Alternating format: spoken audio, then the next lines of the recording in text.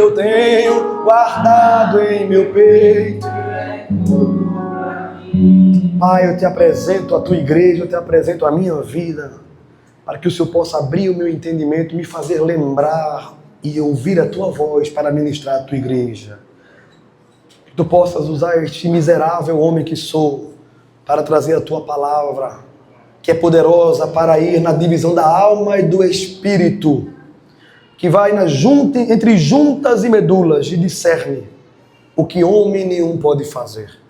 Eu te peço que nossos corações sejam como terras férteis nesta hora, e que a tua palavra seja como uma semente. A tua palavra diz que quando a semente é plantada, quando o evangelho é pregado e o homem não entende, o ladrão vem e rouba a semente. Mas nessa noite eu creio que o ladrão não encontrará espaço para roubar a semente. Em nome de Jesus, amém. Quem está feliz com a presença de Jesus diz assim: glória a Deus.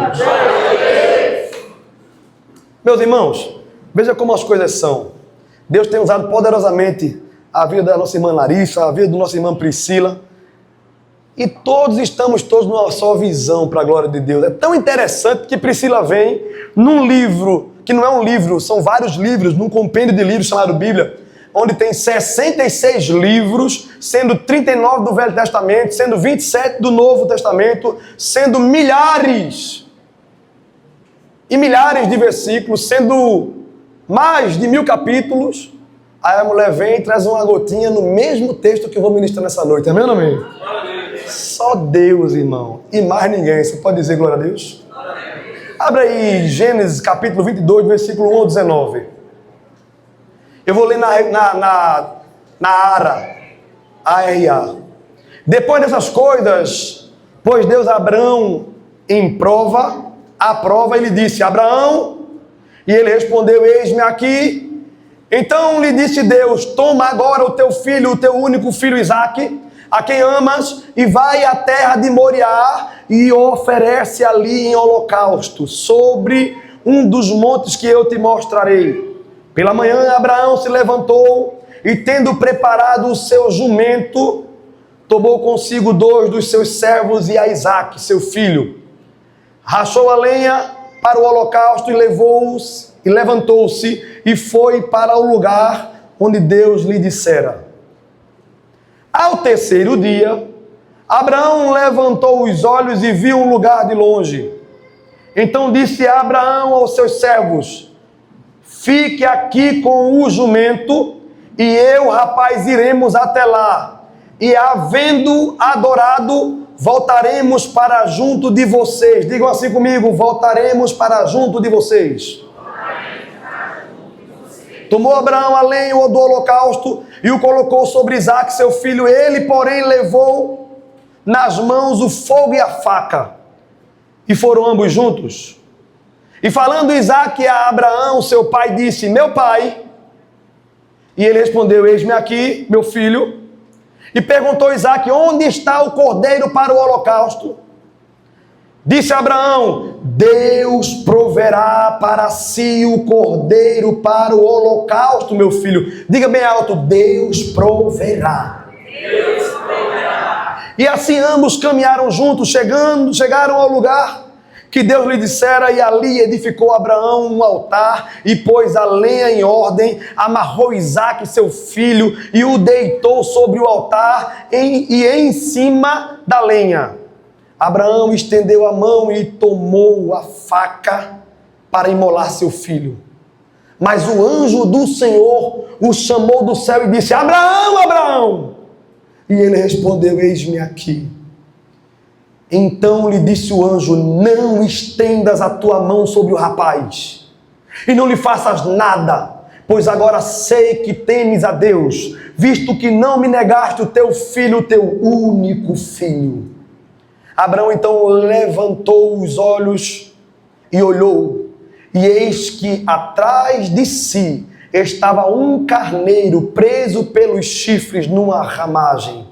E foi Abraão, tomou o carneiro e ofereceu em holocausto em lugar de seu filho. E Abraão chamou aquele lugar: o Senhor proverá. Você pode dizer bem alto: o Senhor proverá? Senhor proverá. Pois isso se diz até o dia de hoje: no monte do Senhor se proverá. O anjo do Senhor chamou Abraão pela segunda vez do céu e disse: juro por mim mesmo, diz o Senhor, que por quanto fizeste isso, e não me negaste o teu filho, o teu único filho, que te abençoarei grandemente, multiplicarei a tua descendência como as areias do céu, e como as estrelas do céu, e como a areia do mar na praia, e a tua descendência possuirá a porta dos meus inimigos, dos seus inimigos, e em tua descendência serão benditas todas as nações da terra, porquanto obedeceste a minha voz.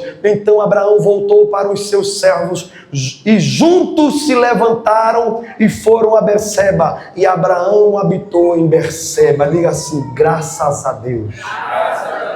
Meu irmão, eu não sei se você sabe, mas a Bíblia está dizendo que você e eu, que somos da geração pela fé de Abraão, já somos benditos e abençoados nessa terra. Você pode dizer amém? Meu amado, esse texto para mim faz todo sentido. Eu vou dizer por quê. Tem gente aqui que eu nem conheço. Janinha estava dizendo esse dia: não dá nem para falar mais com os irmãos, que eu não sei mais quais são os irmãos. Graças a Deus está crescendo muito a igreja. Não conheço mais ninguém. Quem está feliz por isso, dá glória a Deus. Para a glória de Deus, também eu recebi uma ligação, foi ontem, se eu não me engano, de manhã, dizendo assim: pastor, Deus tem me abençoado. E não sou eu não, mas a minha empresa está doando hoje 10 cadeiras para a igreja. Eu digo: glória a Deus. Está lá atrás, porque está vendo que não está dando povo mais. Você pode dar glória a Deus? Eu não vou dizer o nome porque a pessoa não me autorizou, então está tudo bem. Então, esse texto para mim faz sentido porque tem a ver com a minha vida. Me lembro como se fosse hoje.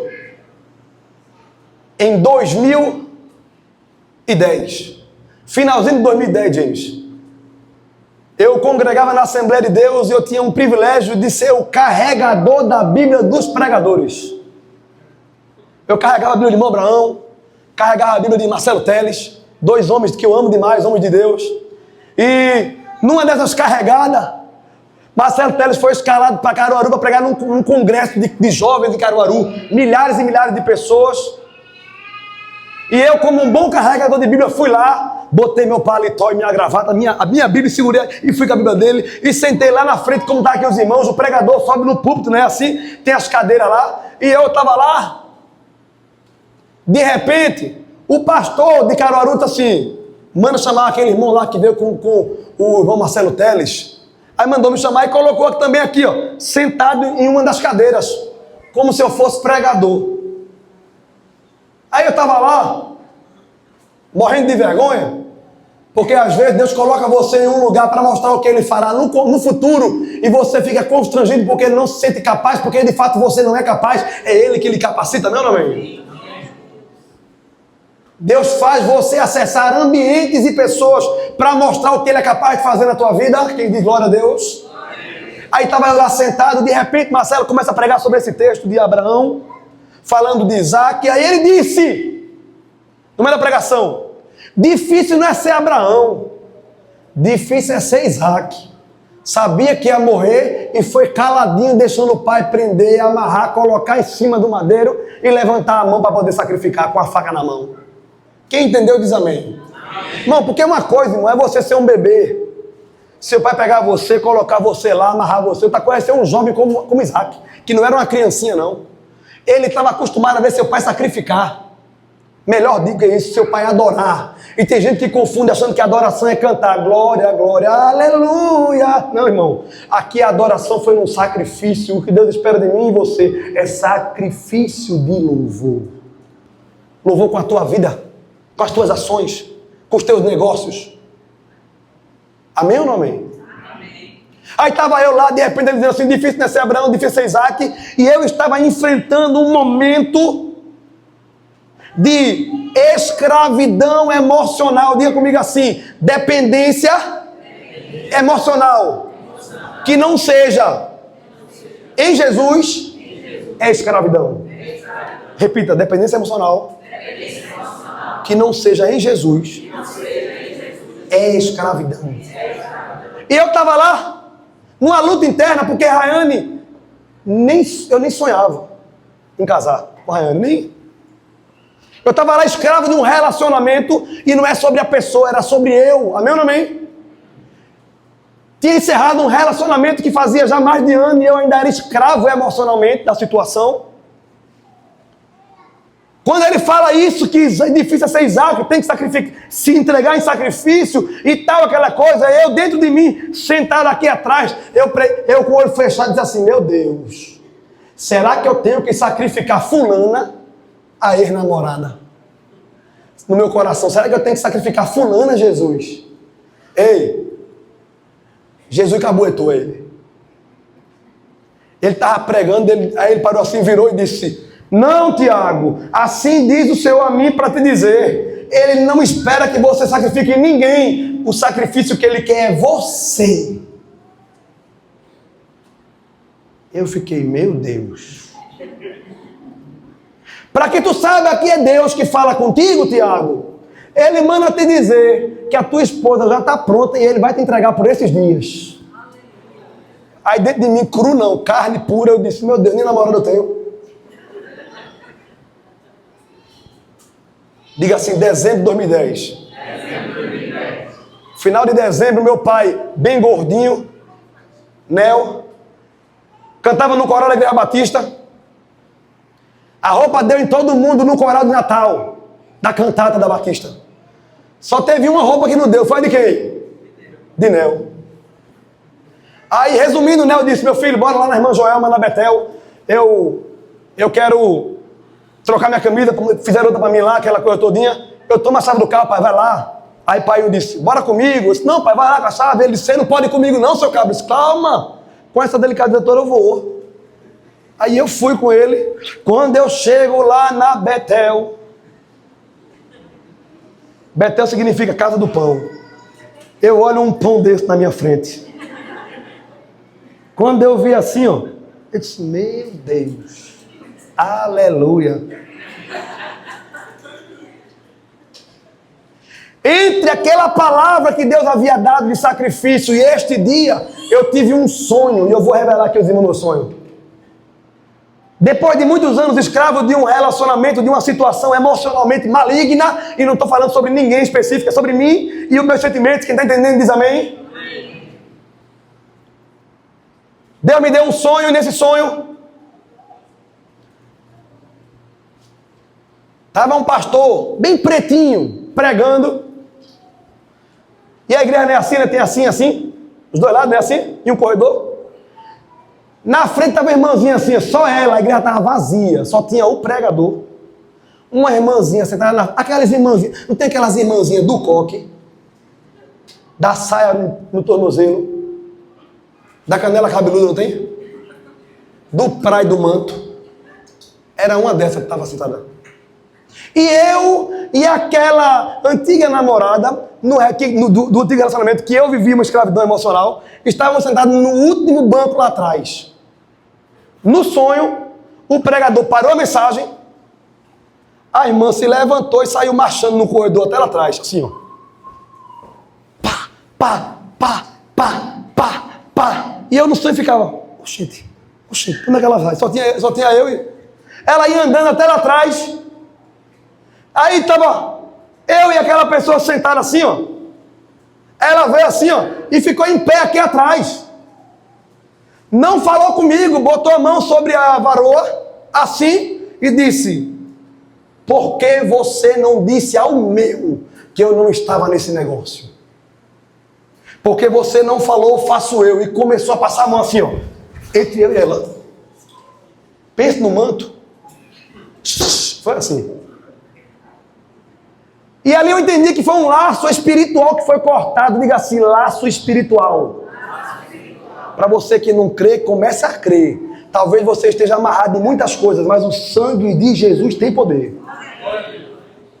Naquele dia eu acordei, parecendo que eu tinha engolido um passarinho de felicidade. Que alegria. O céu estava bonito, tudo estava bonito.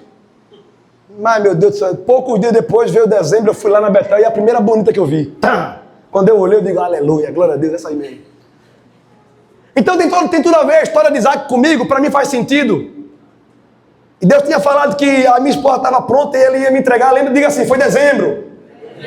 Em janeiro, dia 14 de janeiro, eu dei um beijo nessa moça. Fui pegar ela ontem na Betel, levei um dia para casa, levei outro dia para casa, levei o terceiro dia para casa, na hora do almoço, e ela, né? Tô resumindo, a história é para outro dia depois. Aí eu, crente, ela assim no carro, assim, ó, onde a gente mora hoje. Eu olhei para ela lá de fora e disse assim: ei, posso te dar um beijo? Ela crente, eu disse: pô, daí virou assim, bochecha. Quando ela virou, eu fui na frente, fechou o olho, eu fui na frente, tomo na boca, puf, um beijo. Aí eu beijei e disse: a gente é crente, crente não fica, a gente tá namorando a partir de agora. Amém, adolescente? Diga assim: eu sou crente. Não, não tenha medo, não diga alto: eu sou crente. Não, eu sou crente. Diga assim: crente não fica. Diga assim: quem ficar aqui, diga, vai ficar quando Jesus voltar. É porque é prostituição, não, amém? A Bíblia diz que os prostitutos não herdarão o reino dos céus. Você pode dizer amém? Amém. Quem quiser testar, testa. Depois eu digo. Aí eu dei um beijo dia 14 de janeiro de 2011. Eu ia noivar dia 10 de fevereiro, mas eu descobri, não lembrei que era aniversário da minha mãe. Minha mãe fez, no meu aniversário, eu disse: não tem problema, noivei dia 9.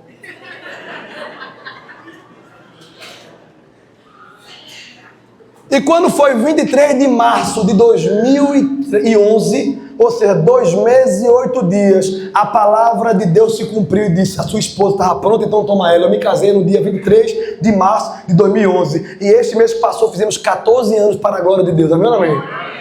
Diga assim: porque Deus proverá. Eu não sei em qual área você está precisando agora. Eu creio e prego um Deus que proverá na tua vida.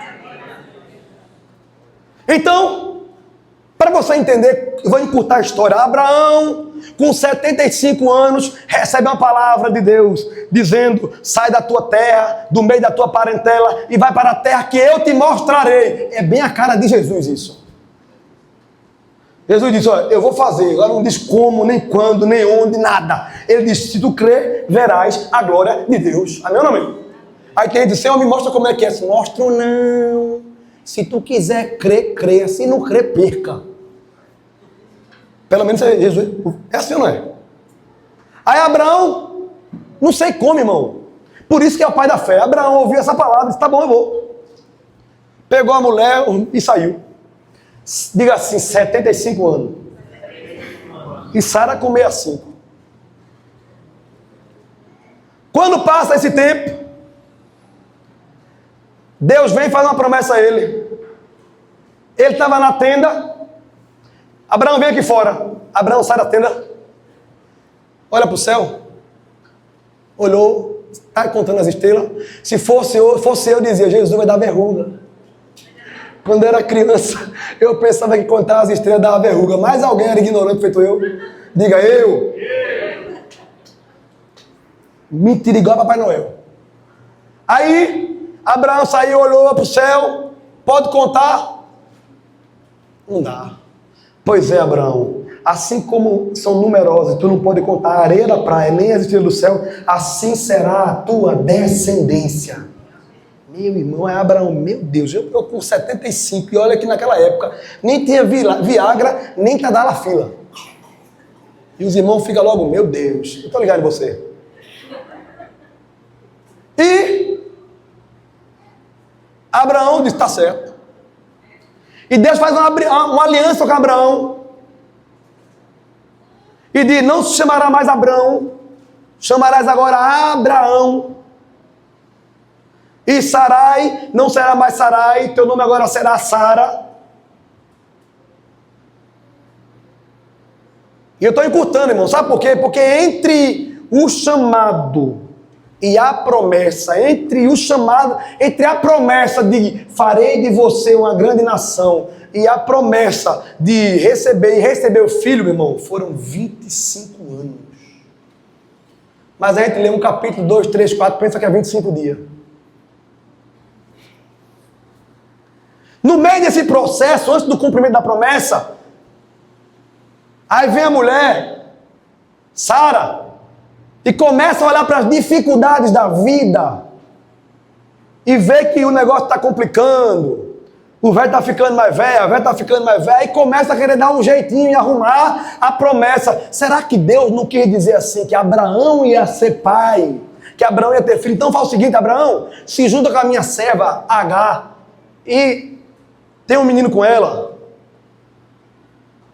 E assim foi feito. E por causa dessa historinha de querer ajudar a promessa de Deus, até hoje tem esse inferno aí dos muçulmanos e dos judeus. Porque os muçulmanos são descendência de quem? De Ismael. E Deus prometeu que seria uma grande nação também. E olha aí a multidão que tem. Porque Deus é fiel e Deus cumpre. Amém ou não amém? Deus tem promessa que Ele faz que não depende de mim e de você. Depende da soberania dEle. Amém ou não amém? Mas tem promessa que Ele diz: se você for fiel. Deus vem e renova a promessa a Abraão e a Sara. E como foi lido aqui, nasce Isaac na velhice. E aqui começa a mensagem que eu quero trazer ao teu coração. A mensagem de hoje diz respeito à provisão de Deus para o seu povo. Diga assim: o meu Deus é um Deus de provisão. Jeová Jireh é um dos nomes dados a Deus. Jeová Rafá, aquele Deus que cura. Jeová Nissi, Deus é a minha bandeira. Não é assim? Jeová Jireh, Deus de provisão. Deus que provê. E nessa meditação dessa noite, eu quero trazer o primeiro ponto, que é o desafio de Abraão, que foi obedecer a Deus em meio a abrir mão de uma promessa. Como assim? Mas ele não recebeu? É justamente isso. Um dos maiores problemas que a igreja do Senhor no último tempo tem enfrentado é receber a promessa e não abrir mão da promessa, abrir mão de Deus da promessa. A pergunta que me veio ao coração quando eu estava meditando é: quem aqui tem promessa de Deus? Diga assim: eu. A outra pergunta é: quem te fez a promessa? Diga assim: Deus. A outra pergunta é: e se Deus que cumpre a promessa te pedir exatamente o que te prometeu? Porque quem fez a promessa a Abraão foi Deus. Quem deu Isaac a Abraão foi Deus. Quem deu a empresa que você sonhou foi Deus. Quem deu a família que você pediu foi Deus. Quem deu a igreja que você congrega foi Deus. Quem deu a salvação na tua vida foi Deus. Agora a pergunta é: se o Deus que te fez promessa e cumpriu te pedir exatamente a promessa que Ele te deu, você entrega a promessa a Deus sem questionar, ou se agarra com a promessa e abandona o Deus que te prometeu?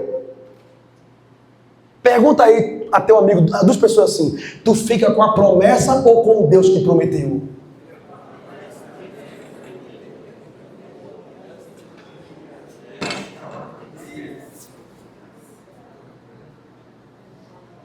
Pois é, irmão. É uma pergunta difícil, não é não? É claro que você vai fazer cara de paisagem e vai dizer assim: eu fico com Deus. Eu sou crente. Deus diz assim às vezes: eu sei quem é teu Deus, é aquilo que você colocou como prioridade. Porque muitas vezes nós achamos que sabemos o que é prioridade. Eu pergunto: quem aqui tem prioridade na vida? Sim ou não? Quem tem prioridade? Às vezes ainda assim, eu tenho a conta de luz, eu tenho a conta da água, eu tenho o aluguel e tenho a feira. Mas o dinheiro que eu tenho hoje só dá para pagar 3 coisas das 4. Tem 4, mas só posso pagar 3. Aquele que você pagou primeiro é prioridade. Aquele que você pagou segundo passou a ser a prioridade depois. E depois a terceira, aquele que você não pagou, aquilo que você não fez, você está declarando: isso não era prioridade. Prioridade não é o que eu e você dizemos que é prioridade. Prioridade é aquilo que nós fazemos e por isso provamos que é prioridade. Aonde é que está Deus na tua vida? Onde está a presença do Espírito Santo como prioridade na tua vida? Eu digo isso, irmão, porque eu chamo quase 100 homens para orar comigo, no máximo que vem, e glória a Deus por isso, são 23 homens. Tem um irmão nosso aqui da igreja que a gente ama, e ele é forte. Ele está até aqui, ó, tô vendo ali, ó, forte. É crente, diga assim, é crente. Irmão, quem levanta peso é ele, quem malha músculo é ele, faz de tudo, é ou não é? Estou falando de tu mesmo, Vaz. Ele perguntou algo a mim, eu disse, é muito simples. Tenha disciplina com Deus, igual tu tem disciplina com a academia. Se dobra a Deus como tu se dobra para levantar os pesos que tu levanta.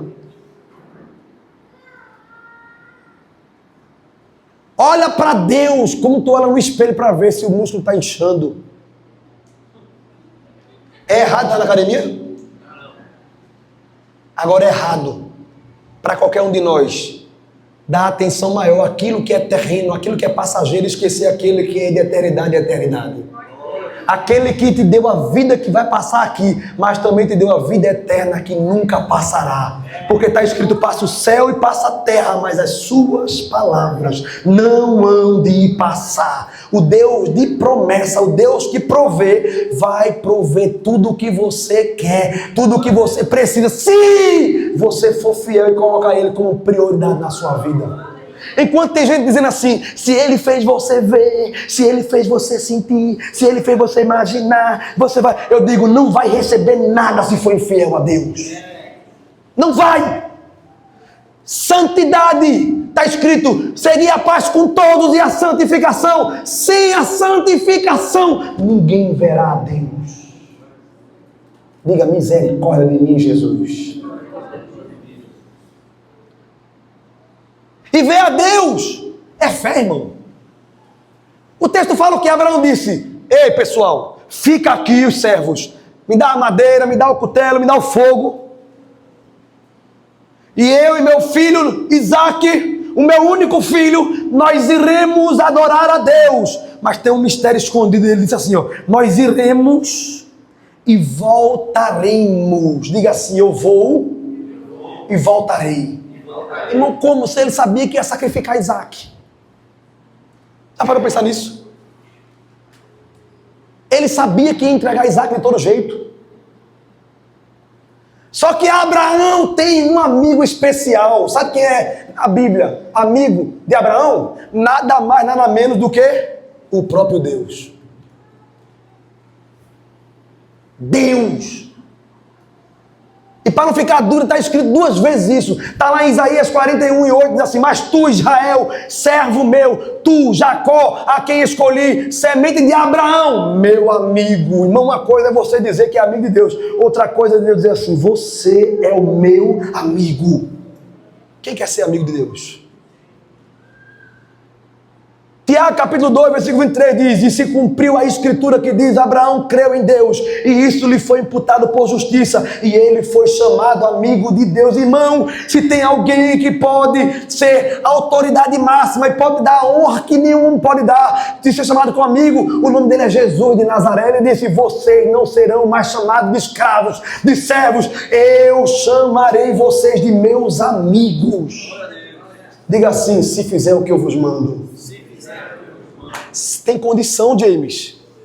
Amigo meu, diz o Senhor, é aquele que me ama ao ponto de fazer o que eu mando. Abraão disse, nós iremos, adoraremos e voltaremos, porque Abraão conhecia o coração do seu amigo. Irmão, uma coisa a gente saber, Deus conhece o meu e o teu coração, e às vezes é para a gente ter medo por causa disso, amém ou não amém? Porque o coração do homem é enganoso. Mas outra coisa é a gente ver que Deus também conhecia o coração de Deus. Aliás, Abraão conhecia o coração de Deus. Ele disse, ei, creio eu vou adorar. Eu vou sacrificar, está doendo aqui, quem me prometeu foi ele, quem me deu foi ele, então Isaque não é meu, Isaque é dele, eu dou a ele, mas pelo que eu conheço ele, ele tem poder, nem que seja para levantar das cinzas o meu filho, o filho da promessa, e entregar em minhas mãos novamente. Ei, não tenha medo de entregar a Deus aquilo que ele te prometeu, porque se você entregar a ele, você só tinha uma promessa, agora você vai ter uma promessa e um milagre na sua mão.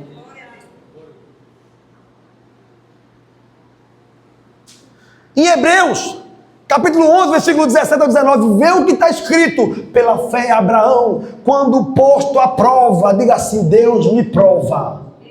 Nunca diga que Deus lhe tenta, porque Deus não pode tentar ninguém, porque de ninguém ele pode ser tentado. O irmão de Jesus disse: tende muita alegria no teu coração quando fores provado. Hebreus fala: pela fé Abraão, quando posto à prova, ofereceu Isaque como sacrifício. Aquele que recebera as promessas ofereceu o seu único filho, sobre quem foi dito: por Isaque será chamada a tua descendência. Abraão raciocinava, diga assim: raciocinava. Irmão, a palavra diz que o nosso culto é um culto racional, não é emocional. Nós temos emoções. Irmão, quando eu começo a ver esses homens orando aqui no meio, eu fico tão emocionado, porque eu sei um bando de prostituto que tem aqui, bando de cabra safado. E hoje crentes chorando na presença de Jesus, levantando as mãos, sendo fiel às suas esposas, falando em línguas estranhas, profetizando, irmão. Isso é o Deus de Abraão, de Isaque e de Jacó, que faz um homem como eu e como esses ser uma bênção. Você pode dar glória a Deus pela vida desses homens?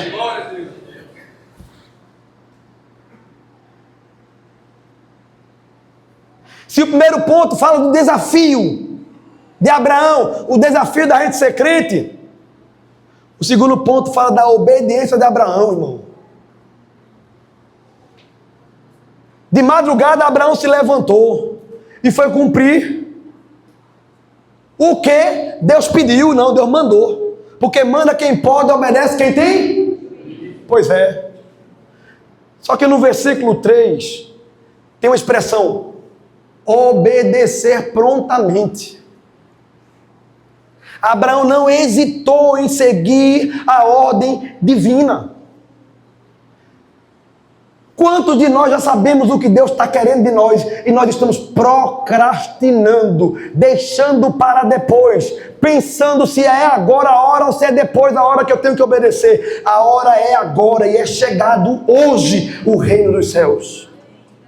Ele não disse assim: quando chegar vocês obedecem. Ele disse: obedeça, porque já é chegado o reino. O problema não é essa parede ser preta. O problema é você estar cego àquilo que Deus fala. O problema é você estar surdo à voz de Deus. Obedecer não é obediência se for depois. Às vezes a mãe fala com o Tiaguinho: Tiaguinho, bora menino, vai tomar banho.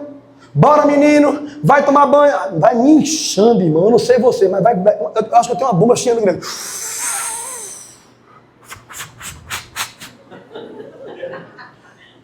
Quando eu escuto uma, eu já espero: sim senhora. Porque era assim com a minha mãe, irmão. Manda quem pode, parece que tem juízo. E eu era doido de dizer: espera um pouco, por favor. Nem assim, irmão. Era assim, ó. Bora. Senhora, agora.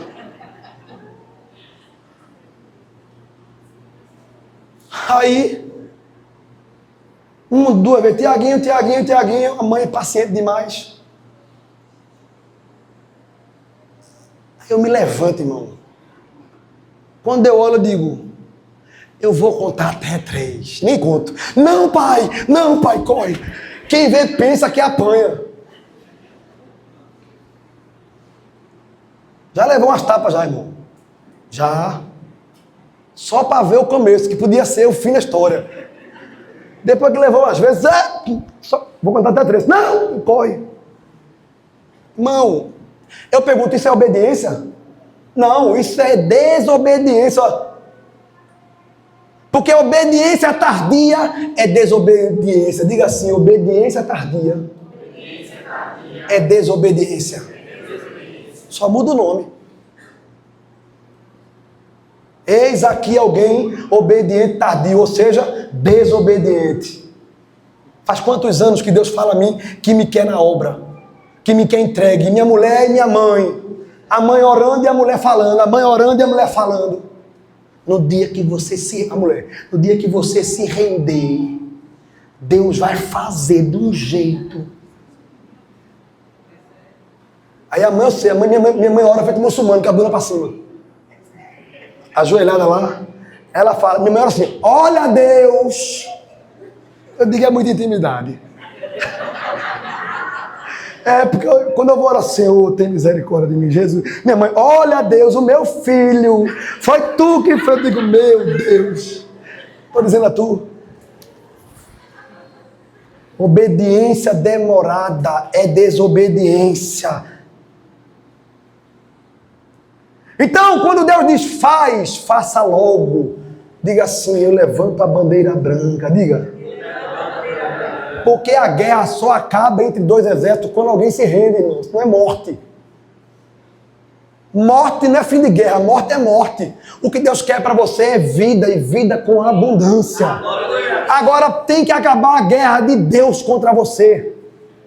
E de você contra Deus. Porque eu e você, quando sabemos do que tem que ser feito, quando sabemos que temos que nos arrepender e não fizemos isso, nós pegamos uma metralhadora e ficamos atirando para Deus, querendo vencer, querendo guerra. Quer dizer, essa guerra é fuleiragem. James, imagina, David, tu com duas baquetinhas querendo brigar com Deus. Brigar com Deus com duas baquetas, irmão, não vale a pena não.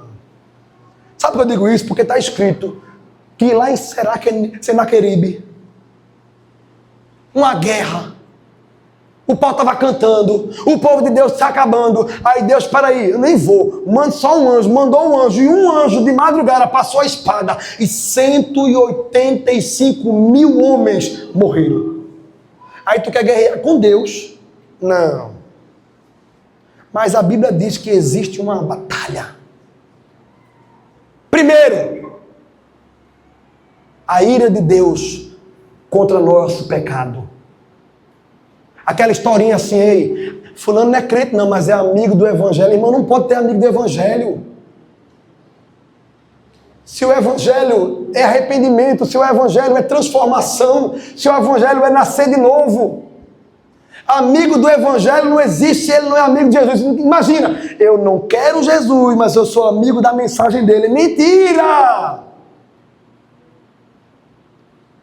A diferença é que você está morto, feito The Walking Dead. Eu estou falando de um zumbi que está morto, no espírito, mas anda achando que está vivo. E o morto não consegue fazer nada a não ser feder. Mas quando o morto se encontra com Jesus, ele diz, Lázaro, sai para fora. E não importa quantos dias seja, o Lázaro se levanta e sai para a glória de Deus. Não importa quanto tempo você esteja morto, sabendo e ouvindo o Evangelho, mas hoje o Espírito Santo pode te convencer do pecado, da justiça e do juízo. E você crê. E se você crê, você será salvo. Salvo da morte, salvo do pecado, salvo de você mesmo. Primeiro, salvo do inferno também. Mateus capítulo 1, versículo 21. Está escrito. E o seu nome será Jesus, porque ele salvará o seu povo dos seus pecados. Deus vai salvar você do pecado que lhe escraviza. Basta você dizer assim, eu creio e eu recebo Jesus na minha vida. Terceiro ponto. E último, sobre Abraão, fala da intervenção divina. Mas o anjo do Senhor chamou do céu dizendo, Abraão, Abraão. Ele respondeu, eis-me aqui. Então lhe disse, não estendas a tua mão sobre o rapaz, nem lhe faça nada, porque agora sei que temes a Deus, pois não me negaste teu filho, o teu único filho. Irmão, intervenção divina chama-se provisão. Quando você acha que na sua vida não tem mais jeito, o Jeová Jireh chega e prova que com ele tudo tem jeito.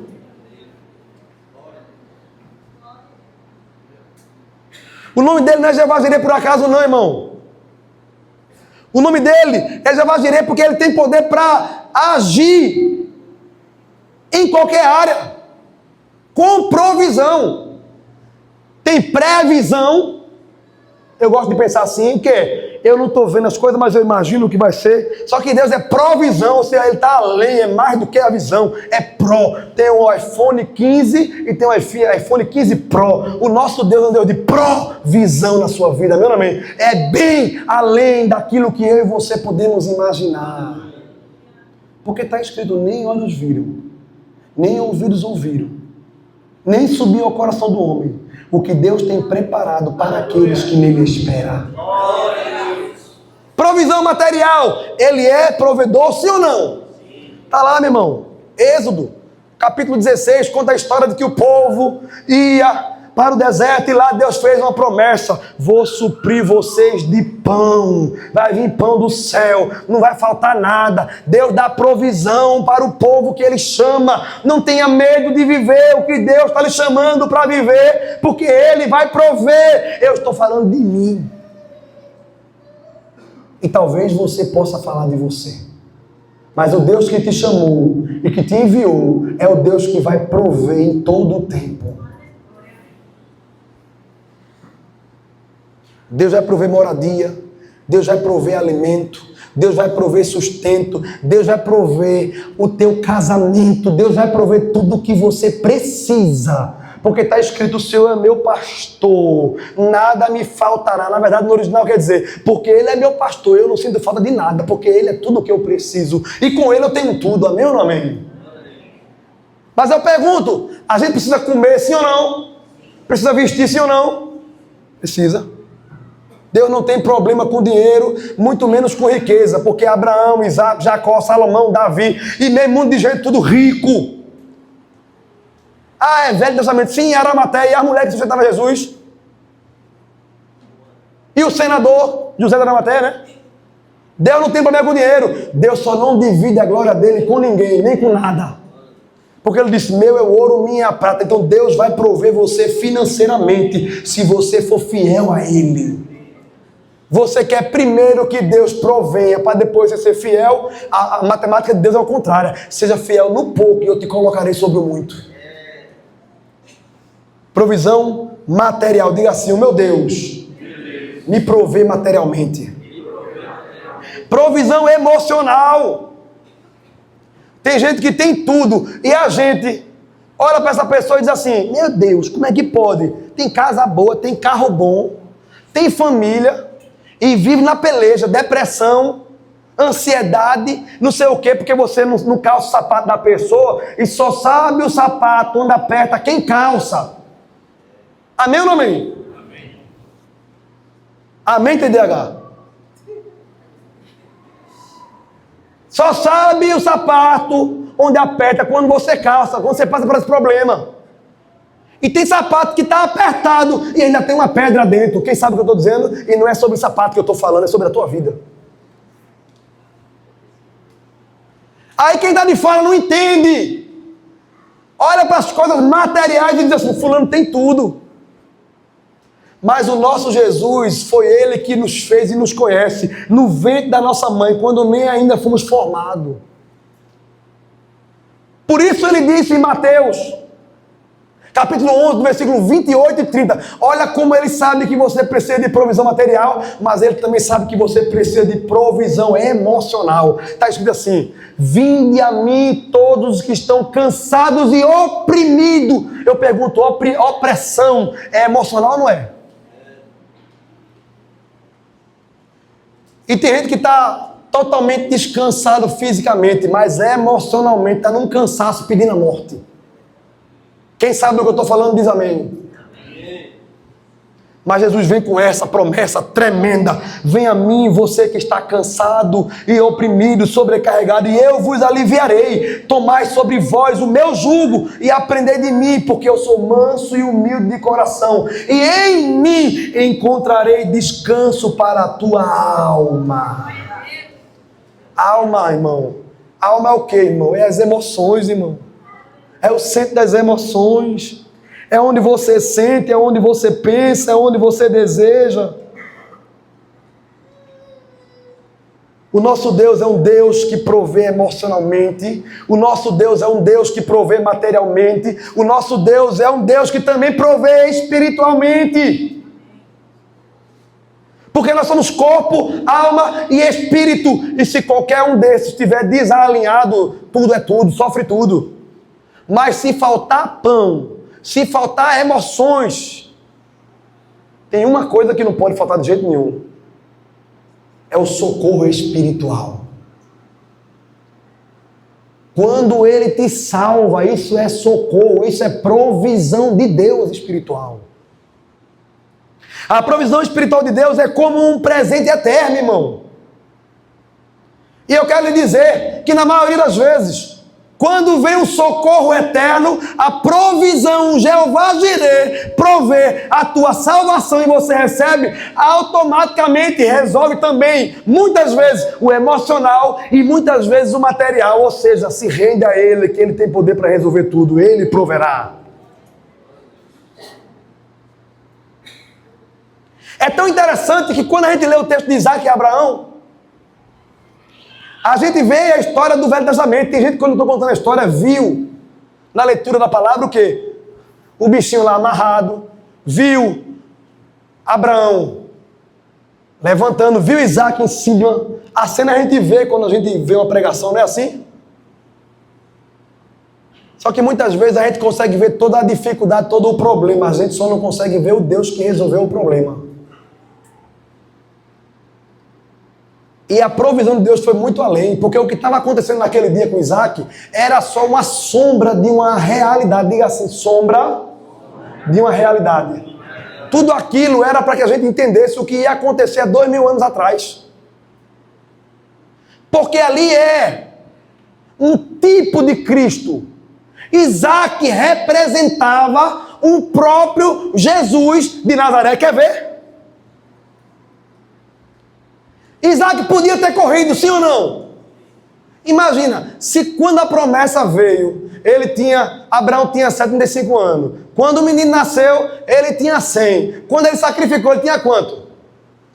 Agora imagina um velho de 100 anos. Isaac, na flor da idade. Ei, pai, eu estou vendo o madeiro, eu estou vendo o fogo, estou vendo o cutelo, só não estou vendo o cordeiro para o sacrifício. Ele estava entendendo. Abraão disse, meu filho, o cordeiro Deus proverá. Mas porque ele disse, eu estou até olhando para ele. Se fosse eu, Isaac, naquela época, eu dizia, pai, olha para ali que está passando. Quando vai olhar, já tinha corrido muito tempo, irmão. Homem do céu. Pai, Liam, mas está repreendido, é o cão. Ele diz, é o cão que está querendo usar o Senhor. Porque a gente tem mania que quando é uma coisa boa, a gente diz assim, é de Deus. Mas quando é uma situação difícil, a gente diz assim, é o cão.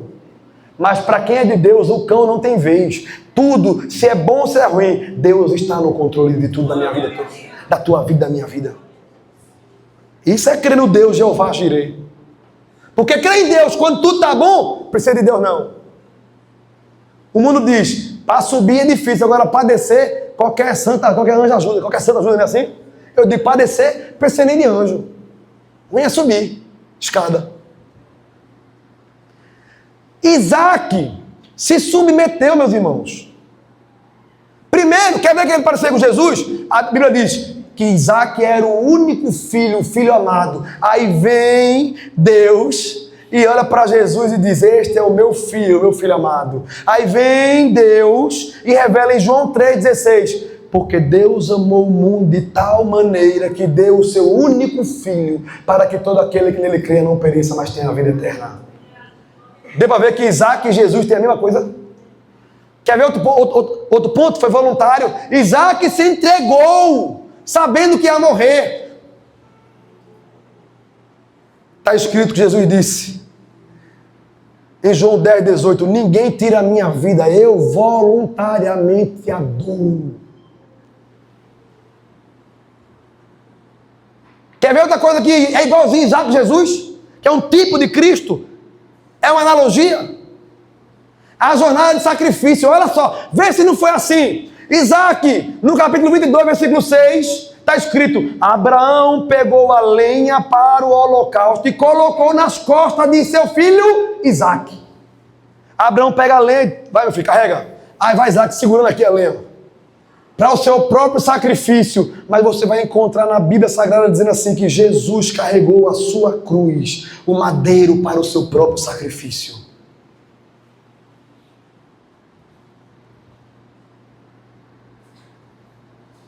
João 19, 17, e ele, levando sua cruz, saiu para o lugar chamado Calvário. Isaque era um sacrifício substituto.